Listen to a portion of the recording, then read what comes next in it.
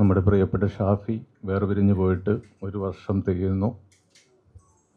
എനിക്ക് മുന്നിലിരിക്കുന്ന എല്ലാവരും തന്നെ ഷാഫിയോട് ഏറ്റവും അടുത്ത ബന്ധമുള്ള ഹൃദയബന്ധമുള്ള ആളുകളാണെന്ന് വ്യക്തമായിട്ട് അറിയാം. നിങ്ങൾക്കറിയാവുന്ന പോലെ ഷാഫി ഞാനുമായിട്ടുള്ള ബന്ധം വാക്കുകൾ കൊണ്ടോ അക്ഷരങ്ങൾ കൊണ്ടോ പൂർത്തീകരിക്കാൻ പറ്റാത്ത വിധം ഉൾച്ചേർന്ന് കിടക്കുന്നതാണ്. ഞാൻ ഏറ്റവും കൂടുതൽ ഒരു സംവിധായകന് വേണ്ടിയിട്ട് എഴുതിയിട്ടുള്ളത് ഷാഫിക്ക് വേണ്ടിയാണ്.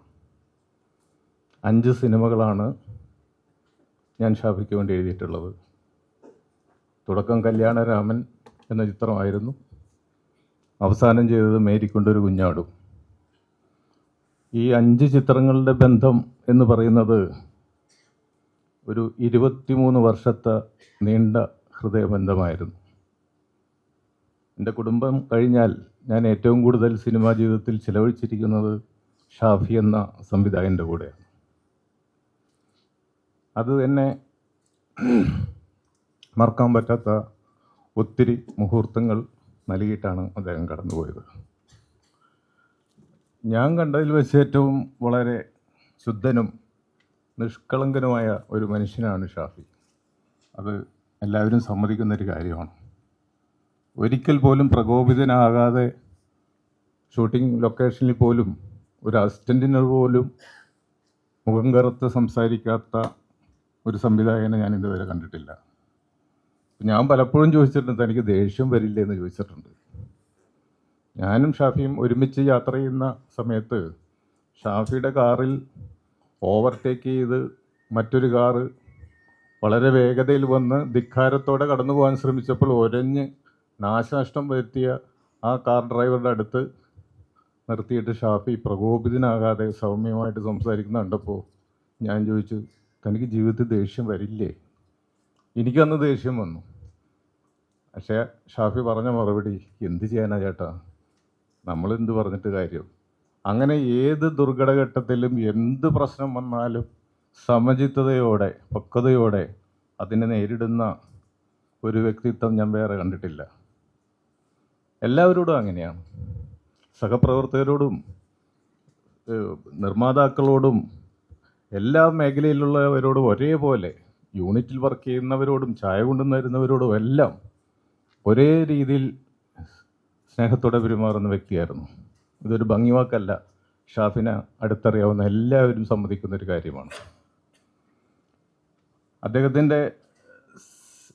അദ്ദേഹമായിട്ട് ഞാൻ കഥ ചർച്ച ചെയ്യാനിരിക്കുമ്പോൾ പല സിനിമകളും കഥയില്ലാതെ ഒരു ഡേറ്റ് തീരുമാനിച്ച, ഒരു ആർട്ടിസ്റ്റിൻ്റെ ഡേറ്റ്, ഒരു പ്രൊഡക്ഷൻ ഞങ്ങളെ കമ്മിറ്റി ഇരിക്കുമ്പോൾ ഞങ്ങൾ ശൂന്യമായ മനസ്സോടെ ഇരുന്ന് എന്ത് വേണമെന്ന് ചിന്തിച്ചു തുടങ്ങുന്ന അവസ്ഥയിൽ 1 വർഷമൊക്കെ എടുത്തിട്ടാണ് കഥ ഉണ്ടാക്കുന്നത്. അപ്പോൾ ഒരു എഴുത്തുകാരൻ്റെ കൂടെ മുഴുനീളം അതിൻ്റെ ചർച്ചാവേളയിൽ ആ കഥയുണ്ടാക്കുന്ന പ്രക്രിയയിൽ കൂടെ ഇരുന്നു കൊണ്ട് തന്നെ അതിൻ്റെ പരിസമാപ്തി വരെ അദ്ദേഹത്തിൻ്റെ മനസ്സിൽ ആ കഥയും ആ സിനിമയുടെ രൂപവും എല്ലാം വ്യക്തമായിട്ടുണ്ടാവും. അതുകൊണ്ട് തന്നെ റൈറ്റേഴ്സിനെല്ലാം വളരെ കംഫർട്ടബിളായിട്ടുള്ളൊരു ഡയറക്ടറാണ് ഷാഫി. അത് ഷാഫിയുടെ കൂടെ വർക്ക് ചെയ്തേക്കുന്ന ഇവിടെ പല എഴുത്തുകാരും ഉണ്ട്, അവരെല്ലാം ഒരുപോലെ സമ്മതിക്കുന്ന വിഷയമാണ്. അങ്ങനെ ഏത് സംഗീതത്തിൻ്റെ കാര്യത്തിലായാലും നല്ല മ്യൂസിക് സെൻസുള്ള ഡയറക്ടറാണ് ഷാഫി. അതിപ്പോൾ ബേണിച്ചേട്ടനൊക്കെ ഉണ്ട്, അറിയാം. അത് ഓരോ വ്യക്തമായിട്ടും ഓരോ സിനിമയുടെ ട്യൂണുകൾ പറഞ്ഞിട്ട് ഇന്ന സിനിമയിൽ നല്ല ഓർമ്മശക്തിയുമാണ്. അതിൽ ട്യൂണുകളെക്കുറിച്ച് പുള്ളി പാടി കേൾപ്പിക്കും. നമുക്ക് ഈ പാറ്റേണിലുള്ള ഒരു സോങ്ങാണ് വേണ്ടതെന്ന് കൃത്യമായിട്ട് കോൺട്രിബ്യൂട്ട് ചെയ്യും.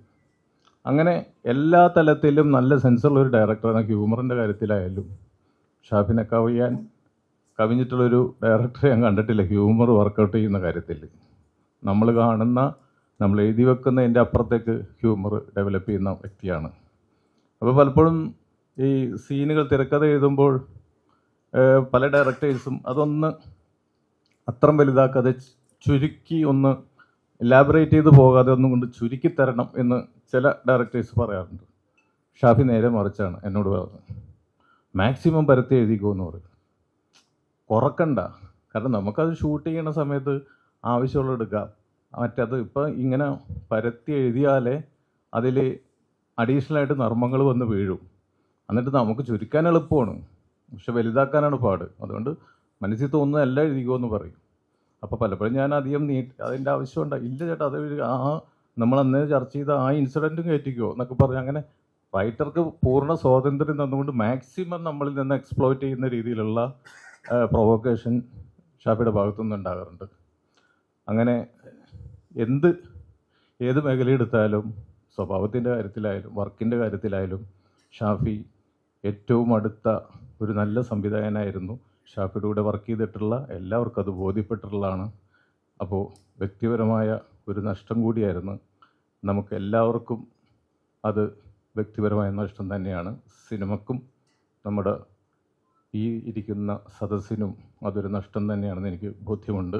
ഹോം അപ്ലയൻസ് വാങ്ങാൻ ഒരിടത്ത്, ക്രോക്കറി വാങ്ങാൻ വേറൊരിടത്ത്, ഗാഡ്ജറ്റ്സ് വാങ്ങാൻ വേറെ എവിടെയോ ഒരിടത്ത്. അതെ, എന്തിനെങ്ങനെ പലയിടത്തും ഓടണം? മൈ ജി ഫ്യൂച്ചർ ഉണ്ടല്ലോ. മൊബൈൽ ഫോൺ മുതൽ ഹോം അപ്ലയൻസസ് വരെ എല്ലാം ഒരിടത്ത്. ഏറ്റവും കുറഞ്ഞ EMI. അങ്ങനെയാണെങ്കിൽ ഏറ്റവും കുറഞ്ഞ വില. ആഹാ, എന്നാ ഏറ്റവും കൂടുതൽ ഓഫറുകൾ. My G future. Experience the next. My G ആണ് ഫ്യൂച്ചർ.